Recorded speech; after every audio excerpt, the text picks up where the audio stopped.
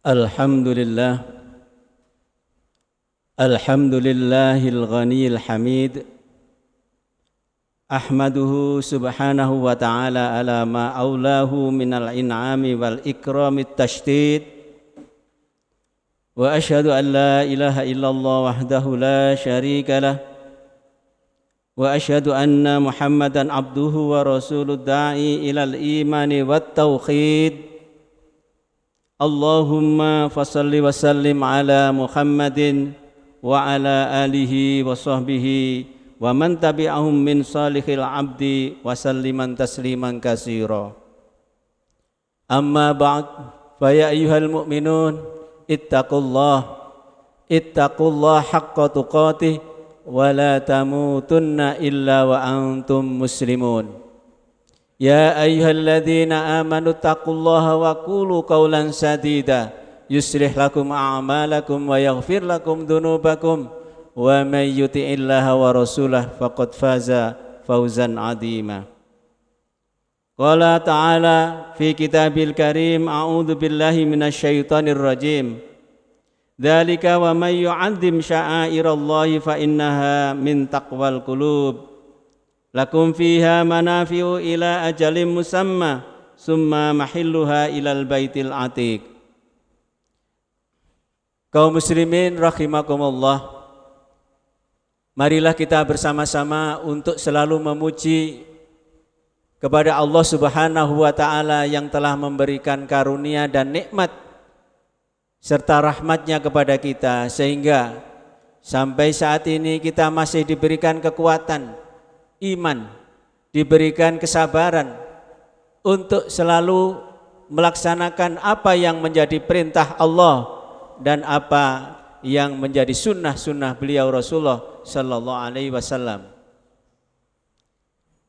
Kaum muslimin rahimakumullah, sebelum saya menyampaikan khutbah, maka saya berwasiat kepada diri pribadi selaku khatib dan mengajak kepada kaum muslimin semuanya, marilah kita selalu berusaha untuk meningkatkan amaliyah kita dan meningkatkan amal ibadah kita, meningkatkan ketakwaan kita kepada Allah Subhanahu wa ta'ala.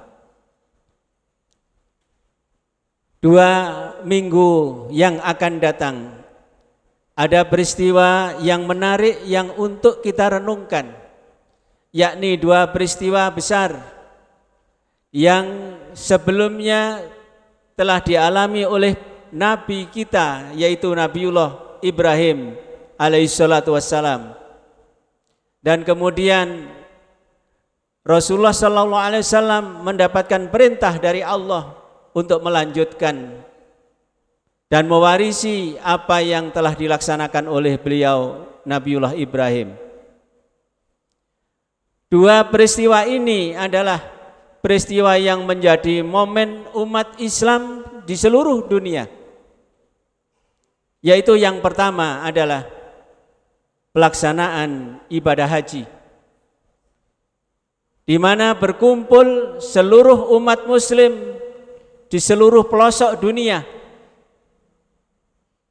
datang ke tanah suci Mekah untuk satu tujuan, untuk satu niat, yaitu niat melaksanakan perintah Allah Subhanahu wa ta'ala.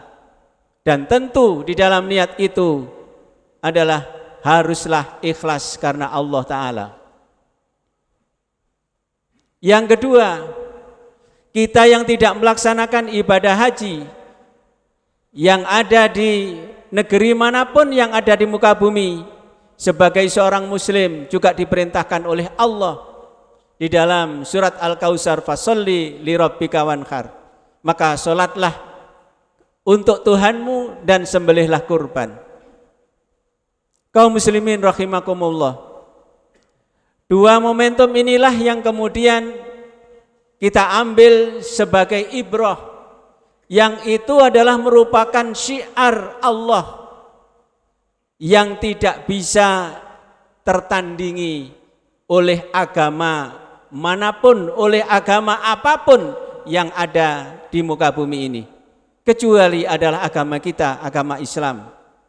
Dan syiar-syiar itu adalah yang menciptakan dan yang memerintahkan, yang menciptakan bumi dan alam semesta ini, dan juga yang menciptakan kita, yang mengatur bumi alam semesta ini, dialah yang memerintahkan hal itu. Sehingga karena yang memerintahkan ini adalah zat yang luar biasa, zat yang maha besar, zat yang tidak tertandingi oleh siapapun, bahkan tidak mengambil sekutu dari siapapun, yaitu Allah Subhanahu wa ta'ala. Tidak aneh kalau yang menciptakan dan yang membuat aturan di muka bumi ini dan penguasa alam semesta ini sudah menentukan sebuah tuntunan atau manasik, yaitu maka tidak ada yang bisa berbuat apa-apa kecuali hanya pasrah dan menyerahkan diri kepada Allah Subhanahu wa ta'ala. Kaum muslimin rahimakumullah. Hal yang menarik untuk kita simak dalam hal ini adalah syiar-syiar Allah yang sebagaimana disebutkan di dalam surat Al-Hajj ayat 32. A'udzu billahi minasyaitonir rajim. Dzalika wa may yu'azzim sya'airallah fa innaha min taqwal qulub. Yang demikian itu adalah merupakan syiar-syiar Allah bagi orang-orang yang mengharapkan, bagi orang-orang yang mengharapkan timbulnya ketakwaan kepada Allah Subhanahu wa ta'ala. Kaum muslimin yang dirahmati Allah, di dalam tafsir Muyassar yang ditulis oleh Departemen Keagamaan yang ada di Arab Saudi, menjelaskan bahwa syiar-syiar Allah ini adalah dengan maksud dan satu tujuan, yaitu menguji para umat manusia, para hambanya Allah yang taat dan patuh untuk melaksanakan apa yang diperintahkan Allah Subhanahu wa ta'ala. Dan ayat surat Al-Hajj ayat 32 ini adalah merupakan bagian dari manasik haji, merupakan bagian dari perintah haji, dan haji itu sendiri adalah merupakan bagian dari ibadah yang bersifat kolosal dan melibatkan seluruh umat manusia yang taat, seluruh umat Islam yang patuh dan taat, dan seluruh umat Islam yang berkemampuan untuk melaksanakan ke sana. Kaum muslimin rahimakumullah, ibadah haji itu syiarnya adalah dimulai dari tanggal 9 Dzulhijjah. Al-Hajjul Arafah, haji itu adalah Arafah. Maka siapa yang tidak wukuf di Arafah, maka hajinya tidak sah. Kaum muslimin rahimakumullah, ketika umat muslim berkumpul menjadi satu di satu tempat yang tidak ada atap, hanya langitlah atapnya, mereka berada di bawah terik matahari, mereka berkumpul bersatu bersama-sama mulai dari terbitnya matahari sampai terbenamnya matahari, berkumpul di tempat itu, dan tempat itu saat itu adalah merupakan tempat yang mustajabah. Karena semua para kaum muslimin yang melaksanakan ibadah haji faham tentang terkabulnya atau tempat yang sangat istimewa itu, guna memohon ampunan kepada Allah dan guna memohon apa yang menjadi keinginan. Selama keinginan itu baik, maka insya Allah doanya akan dikabulkan. Kaum muslimin rahimakumullah, dalam sebuah tafsir yang ditulis oleh Profesor Quraisy Shihab mengutip sebuah hadis qudsi, Allah berfirman, hai manusia, selama engkau berdoa kepadaku, ku ampuni untukmu dosa-dosamu yang telah engkau lakukan, dan aku tidak peduli kepada siapapun, kata Allah. Sungguh seandainya dosamu mencapai ujung langit, lalu engkau memohonkan ampun dariku, ku ampuni engkau dan aku tidak peduli kepada siapapun. Allah kembali berfirman di dalam hadis qudsi, Hai manusia, seandainya engkau datang membawa seisi dosa bumi, seisi bumi ini dosa engkau, kemudian engkau menemuiku tanpa mempersekutukan aku dengan sesuatu apapun, maka aku akan mengampuni segala dosa-dosamu. Hal ini difirmankan oleh Allah di dalam salah satu surat, Qul ya ibadiyalladzina amanu asrafu ala anfusikum la taqnatu mir rahmatillah innallaha yaghfiru dzunuba jami'a innahu huwal ghafurur rahim. Wahai hamba-hambaku,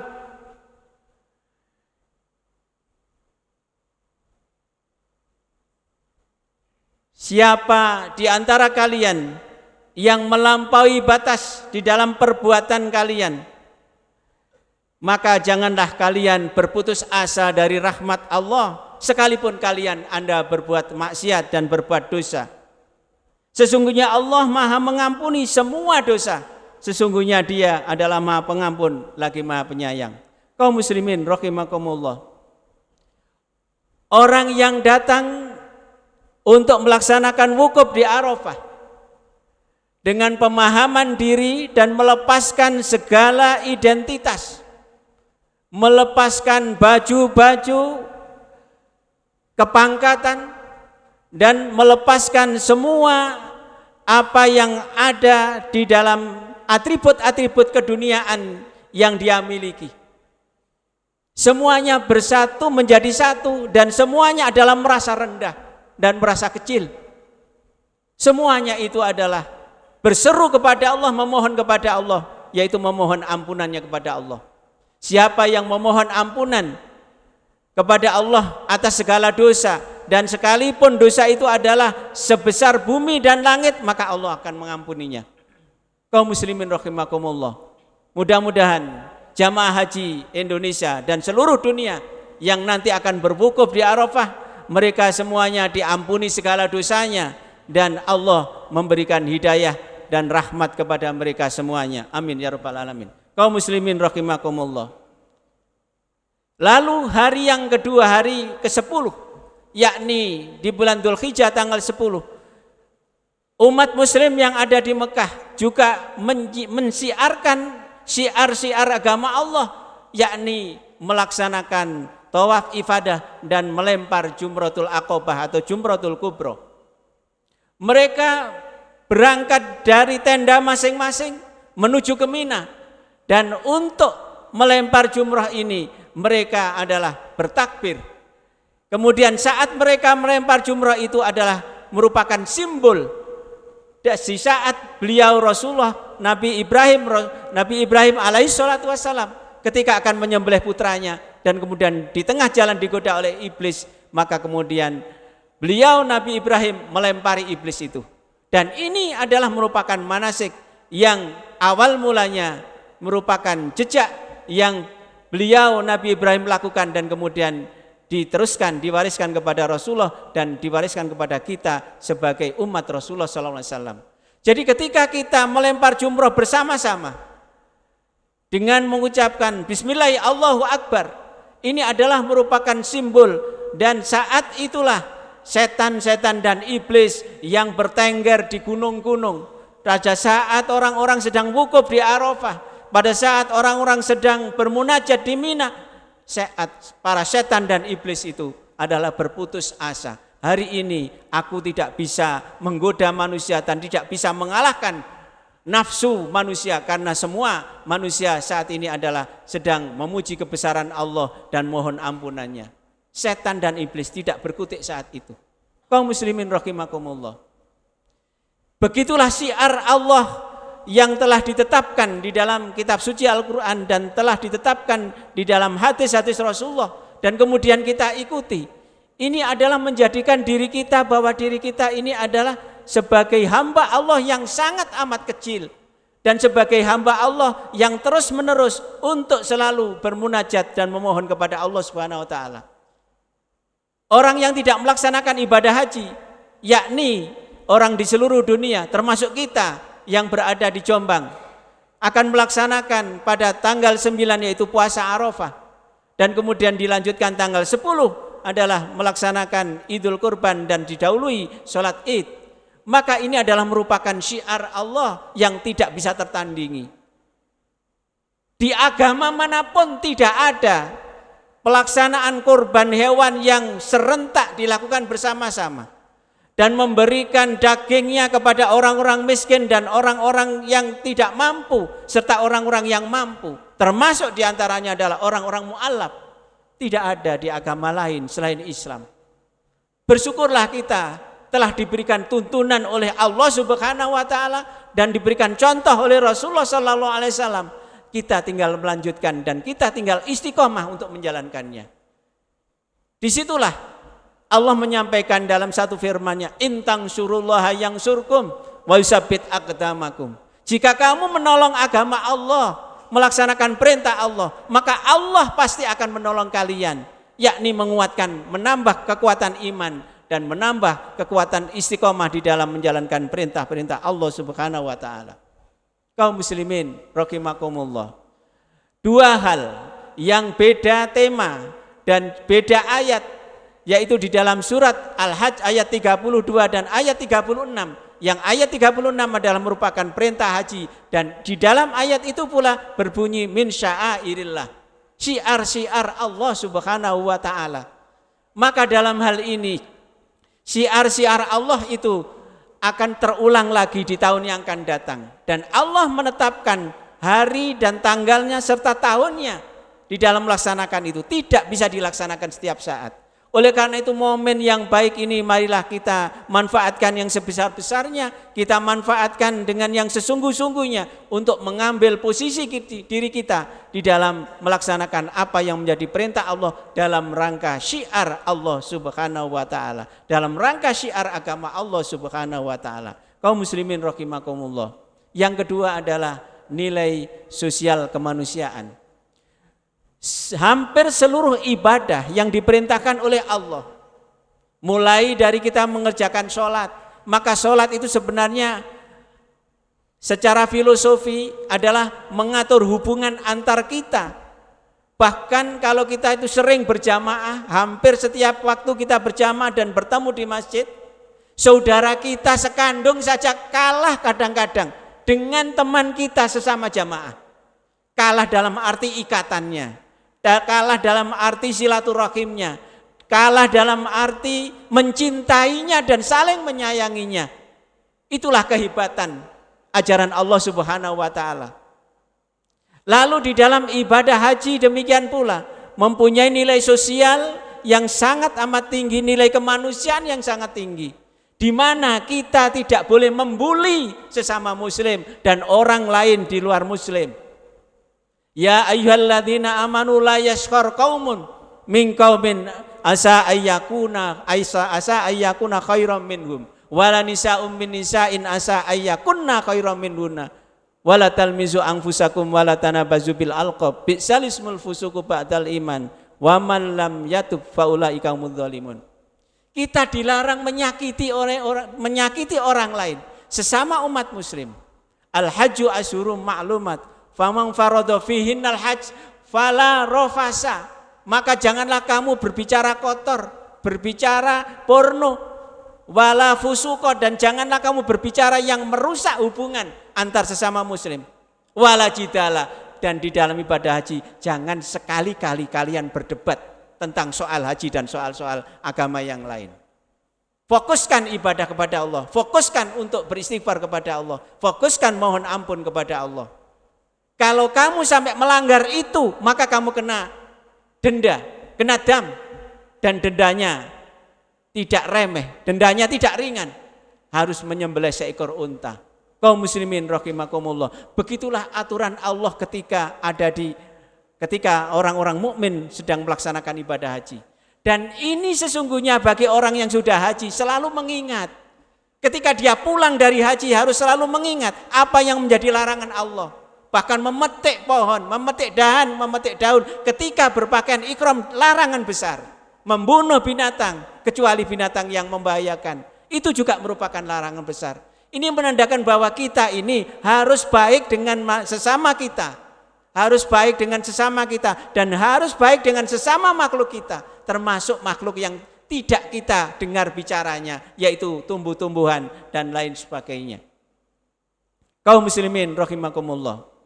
Lalu nilai sosial kemanusiaan yang kedua adalah di dalam ibadah kurban.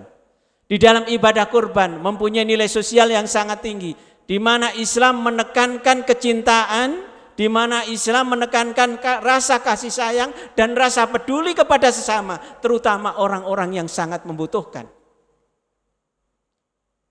Kaum muslimin rahimakumullah, kalau kita pernah mendengar hadis Rasulullah tentang cerita beliau, meskipun beliau itu di rumah tidak punya makanan, ketika menerima sedekah, menerima infak dari sahabatnya, maka oleh Allah Rasulullah dilarang makan. Untuk siapa sedekah itu? Untuk siapa infak itu? Adalah diperuntukkan kepada sahabat-sahabat yang sangat membutuhkan. Sehingga sampai Rasulullah, Allahumma ja'alni minal qalil, Allahumma ja'alni minal qalil. Ya Allah, jadikanlah saya ini orang-orang yang tidak mampu. Ya Allah, jadikanlah kami ini orang-orang yang sedikit hartanya. Dan Allah mengabulkan itu. Dan Allah memberikan tuntunan itu sehingga beliau ini tidak berkelimbang dengan harta. Bahkan suatu saat Rasulullah pernah berjamaah dengan sahabat-sahabat yang lain. Ketika dia rukuk terdengar suara kemerutuk. Ketika dia sujud terdengar suara kemerutuk. Maka sahabat Umar yang ada di belakang, ya Rasulullah, apakah engkau ini sakit? Jawabnya beliau Rasulullah, tidak ya Umar, saya tidak sakit. Kemudian setelah selesai sholat, Rasulullah membuka jubahnya. Ternyata apa? Apa yang ada di dalam perutnya ini adalah sabuk. Dan sabuk itu adalah berupa pakaian yang berisi kerikil untuk mengganjal perutnya supaya tidak lapar. Subhanallah.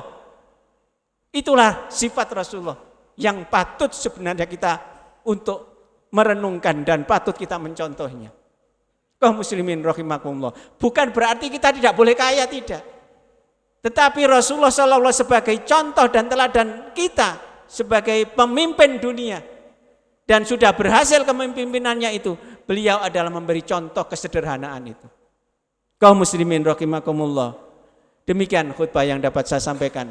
Mudah-mudahan memberikan pencerahan kepada kita semua, dan mudah-mudahan kita bisa mengamalkan apa yang ada di dalam ayat Al-Quran dan sunnah-sunnah beliau. Barakallahu li wa lakum minal Qur'anil azim wa nafa'ani wa iyyakum bima fihi minal ayati wa dzikril hakim wa taqabbala minni wa minkum tilawatahu innahu wal ghafurur rahim.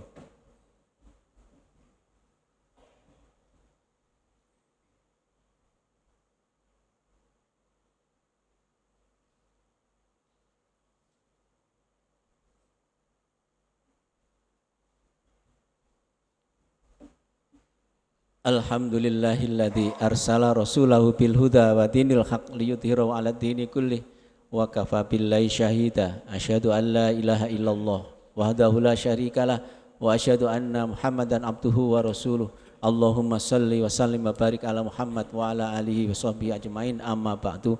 Fa ya ayyuhal mu'minun ittaqullah haqqa tuqatih wa la tamutunna illa wa antum muslimun. Allahumma salli ala Muhammad wa ala ali Muhammad walhamdulillahi rabbil alamin. Allahumma ighfir lil muslimina wal muslimat wal mu'minina wal mu'minat al ahya'u minhum wal amwat innaka sami'un qaribun mujibud da'wat wa qadiyal hajat. Rabbana la tu'akhidna in nasina aw akhtana. Rabbana wa la tahmil alaina isran kama hamaltahu 'alal ladzina min qablina. Rabbana wa la tuhammilna ma la taqata lana bih wa'fu 'anna waghfir lana warhamna anta maulana fansurna 'alal qaumil kafirin. Rabbana la tuzigh qulubana ba'da idh hadaitana wa hab lana min ladunka rahmah innaka antal wahhab. Rabbana waj'alna muslimaini laka min dzurriyyatina ummatan muslimatan lak wa arina manasikana wa tub alaina innaka antat tawwabur rahim. Rabbana atina fid dunya hasanah wa fil akhirati hasanah wa qina adzabannar. Subhana rabbika rabbil izzati amma yasifun wa salamun alal mursalin walhamdulillahi rabbil alamin. Assalamualaikum warahmatullahi wabarakatuh.